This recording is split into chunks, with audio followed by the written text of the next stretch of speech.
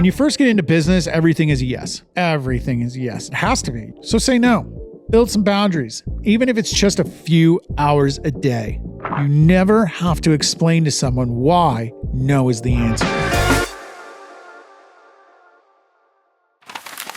Good morning. Welcome to this edition of the Morning Dig podcast. I want to talk to you guys about saying no. I'm not talking about dare or any of that crap. I'm talking about saying no to people, to opportunities. I'll put that in air quotes, opportunities that come across your plate. When you first get into business, everything is a yes. Everything is a yes. It has to be. You're desperate for money. You're desperate for opportunities. You're desperate for clients. You will say yes to just about anything to get money flowing and to get the bills paid. But as the years go on, it can kind of become a habit. It's just easier to say yes.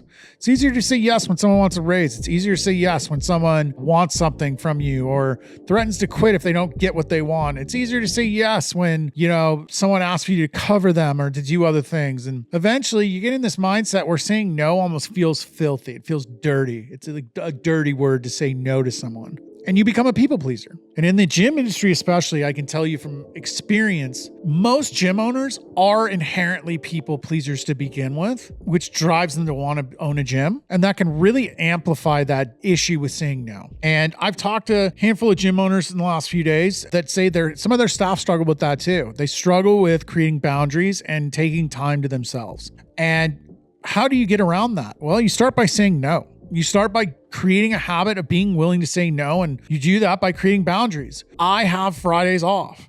Normally speaking, I try not to work on Fridays. And the reason for that is that's a day for me, if nothing else, to do absolutely nothing.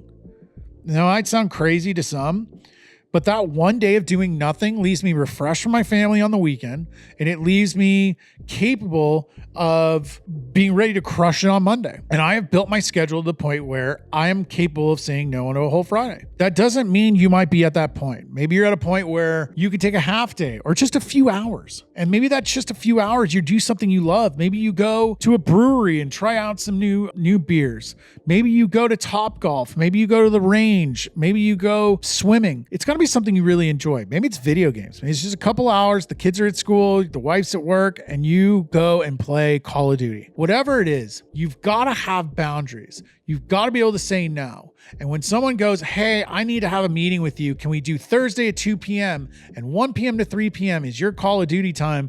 You can politely say, no, I'm sorry, I'm not available. You don't have to say anything else. You never have to explain to someone why no is the answer. You can if you want, but for the most part, no should be enough.